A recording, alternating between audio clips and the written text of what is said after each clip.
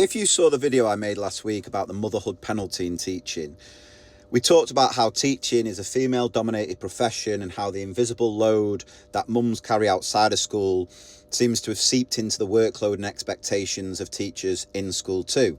And if you want even more proof of that, let's just have a look at the maternity pay for teachers. Because honestly, it's pretty bleak. The standard offer in England is 4 weeks full pay, 2 weeks at 90%, then 12 weeks at half pay. After that, you drop straight to statutory pay and eventually unpaid leave.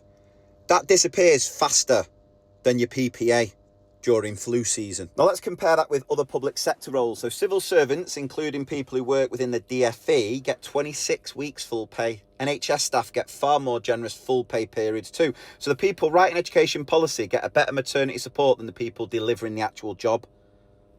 Make that make sense. And we wonder why the biggest group leaving teaching is women aged 30 to 39, that stage of life where many are starting families, and the financial hit is so severe it forces people back before they're ready or out of the profession altogether.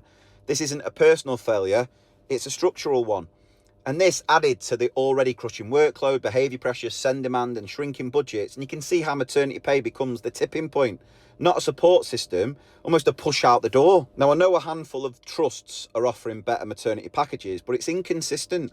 Now, the union, NEU, want to move towards a 26 weeks full pay and 26 weeks half pay, which would actually put teaching in line with other major public sector roles. But unless the government funds it, schools simply cannot cover that cost. They're already counting paper clips to make the budget stretch. We just end up with this really ironic situation, a profession built on care, nurture and relationships that fails to properly support the people who want to have children themselves.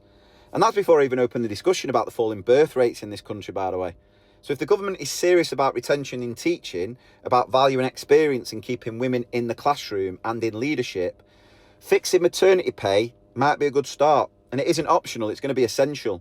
And teaching is brilliant, but it shouldn't punish you for becoming a parent.